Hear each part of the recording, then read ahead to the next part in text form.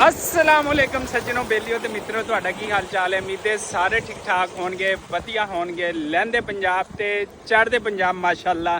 ते जनाबे आला उम्मीद है सारे ठीक ठाक होणगे। ते अज दा व्लॉग जिहड़ा तुसी फुल देखना, चैनल नू लाइक सबसक्राइब ते शेयर करना। ते जनाब अस्सी जिहड़ी जंग जित ली हैगी ते मोदी नू ना हाले तिकर तकलीफ हैगी आ।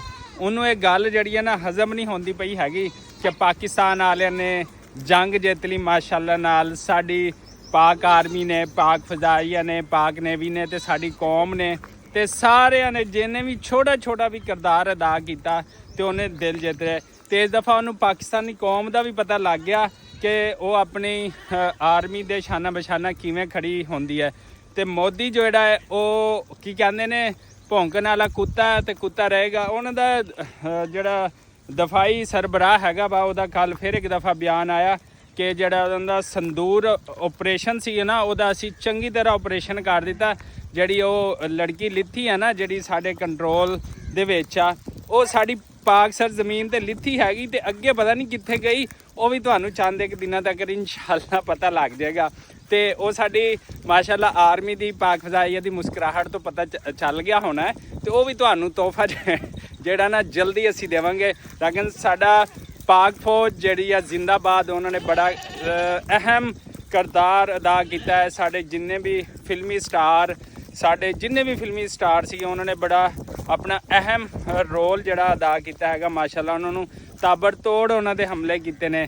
6-0 का जिहड़ा दिलचस्प रहा वा ना टाकरा वो ज़बरदस्त रहा। राफेल जिहड़े उन्होंने गिराए उन्होंने क्या बात है। अगे तो मोदी दे राफेल गिराए तो मोदी नूं माफ़ कर दिता। जे हुण मोदी साडी तरफ आया ना तो अगे तो असी सिर्फ कुछ नहीं सी क्या हुण असी इहदे नाल गर्दनां लाउणियां।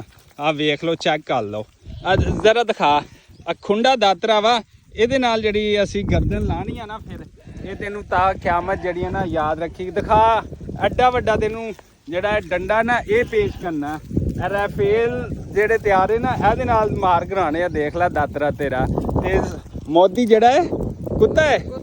हाँ मोदी मोदी मोदी जी रखा है। पाक फौज जिंदाबाद, पाकिस्तान पाइंदाबाद। अच्छा जी, तो असी अगे बाद गल करांगे कि शाहिद अफरीदी ने बहुत अच्छा उन्होंने जिहड़ा ना ताबड़तोड़ जिहड़े ना हमले किए हैगे। ते स्पैशल जिहड़ी शाहिद अफरीदी ने जिहड़ी रैली कड्ढी ते हुण दोबारा उन्होंने रोज़ बयान जिहड़े आउंदे पे ने।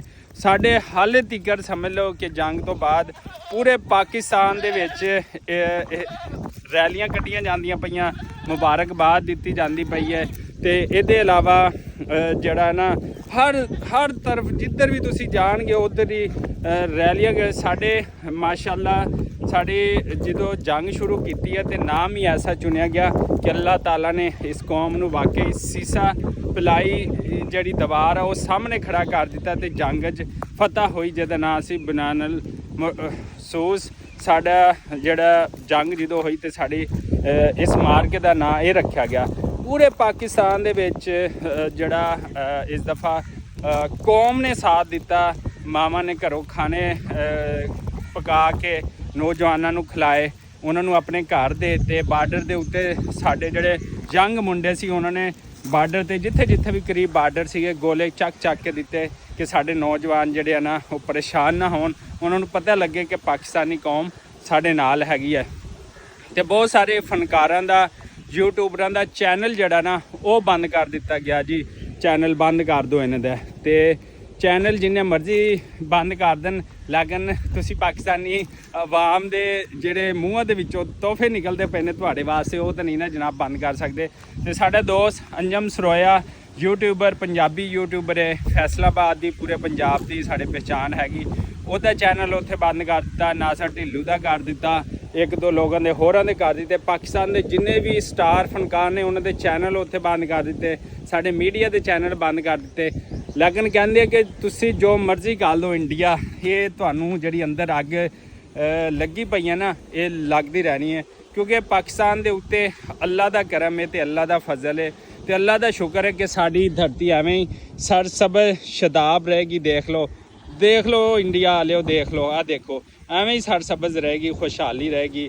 ਤੁਸੀਂ ਪਾਣੀ ਬੰਦ ਕਰ ਦਿਓ, ਅੱਲਾਹ ਤਾਲਾ ਦੇਖੋ ਢੇਰ ਪਾਣੀ ਜਿਹੜਾ ਦਿੰਦਾ ਪਿਆ। ਅਲਹਮਦੁਲਿਲਾ ਅਲਹਮਦੁਲਿਲਾ, ਸਾਡੀਆਂ ਫਸਲਾਂ ਵੀ ਖੁਸ਼ਹਾਲ ਨੇ, ਸਾਡੇ ਫਲ ਵੀ ਦੇਖੋ ਲੱਗੇ ਹੋਏ ਨੇ, ਠੀਕ ਹੈ ਨਾ। ਪਾਕਿਸਤਾਨ ਦੇ ਫਲ ਦੀ ਪੂਰੀ ਦੁਨੀਆ ਵਿੱਚ ਮਸ਼ਹੂਰੀ ਹੈਗੀ ਮੈਂਗੋਜ਼ ਦੀ, ਤੇ ਸਾਨੂੰ ਅੱਲਾਹ ਤਾਲਾ ਹਰ ਤਰ੍ਹਾਂ ਤੋਂ ਨਵਾਜ਼ਦਾ ਪਿਆ। ਤੂੰ ਇੱਕ ਦਰ ਬੰਦ ਕਰੇਗਾ ਇੰਡੀਆ ਤੇ 100 ਦਰ ਸਾਡੇ ਪਾਕਿਸਤਾਨ ਖੁੱਲ ਜਾਣੇ ਨੇ। ਖੁਸ਼ਹਾਲੀ ਚੈੱਕ ਕਰੋ। ਤੇ ਹੁਣ ਤਾਂ ਟਰੰਪ ਵੀ ਮੰਨ ਗਿਆ ਤੇ ਪਾਕਿਸਤਾਨੀ ਜ਼ਹੀਨ ਲੋਕ ਨੇ, ਤੇ ਇਨਸ਼ਾਅੱਲਾ ਸਾਡੇ ਇੱਥੇ ਭਾਵੇਂ ਲੜਾਈ ਹੈ, ਝਗੜੇ ਨੇ, ਜਮਾਤਾਂ ਦੇ ਝਗੜੇ ਨੇ, ਜੋ ਵੀ ਕੁਛ ਹੈਗਾ, ਲੇਕਿਨ ਜਦੋਂ ਸਾਡੀ ਕੌਮ ਮੁਤਹਿਦ ਹੁੰਦੀ ਆ, ਇਕੱਠੀ ਹੁੰਦੀ ਆ, ਤੇ ਉਹ ਤੁੰਨ ਕੇ ਰੱਖ ਦਿੰਦੀ ਆ। ਤੇ ਮੈਂ ਤੁਹਾਨੂੰ ਅੱਗੇ ਦਿਖਾਇਆ ਨਾ ਕਿ ਅੱਗੇ ਤਾਂ ਤੈਨੂੰ ਕੁਛ ਮਾਫੀ ਦੇ ਦਿੱਤੀ ਸੀ, ਇਸ ਦਫਾ ਅਸੀਂ ਉਹ ਤੈਨੂੰ ਵੱਡਾ ਸਾਰਾ ਢਾਂਗਿਆ ਲਾਉਣ ਵਾਸਤੇ ਅਸੀਂ ਉਹ ਰੱਖਿਆ ਹੁੰਦਾ, ਤੇ ਉਹਦੇ ਨਾਲ ਤੇਰੀ ਗਰਦਨ ਲਾ ਦੇਣੀ ਹੈ। ਇਸ ਦਫਾ ਅਗਰ ਤੂੰ ਪਾਕਿਸਤਾਨ ਤੇ ਮੈਲੀ ਅੱਖ ਨਾਲ ਵੀ ਦੇਖਿਆ ਤੇ ਇਨਸ਼ਾਅੱਲਾ ਪੂਰੀ ਕੌਮ ਜਿਹੜੀ ਆ ਨਾ ਮੁਤਹਿਦ ਹੈਗੀ ਆ। ਅੱਜ ਦੀ ਡੇਲੀ ਰੂਟੀਨ ਦਾ ਸਾਡਾ ਵਲੌਗ ਸਿਰਫ ਸਾਡੇ ਪਾਕ ਫਜ਼ਾਈਆ ਵਾਸਤੇ, ਸਟਾਰਾਂ ਵਾਸਤੇ, ਫਨਕਾਰਾਂ ਵਾਸਤੇ, ਸਾਡੇ ਵਤਨ ਅਜ਼ੀਜ਼ ਵਾਸਤੇ ਹੈਗਾ। ਤੇ ਇਸੇ ਦੁਆ ਉਮੀਦ ਦੇ ਨਾਲ ਕਿ ਜਿੱਥੇ ਰਹੋ ਖੁਸ਼ ਰਹੋ, ਆਬਾਦ ਰਹੋ, ਤੇ ਆਪਣੀ ਇਸ ਸੋਹਣੀ ਧਰਤੀ ਵਾਸਤੇ ਦੁਆ ਕਰਦੇ ਰਹੋ ਕਿ ਅੱਲਾਹ ਤਾਲਾ ਇਹਨੂੰ ਐਵੇਂ ਹੀ ਸ਼ਦਾਬ ਰੱਖੇ, ਆਮੀਨ।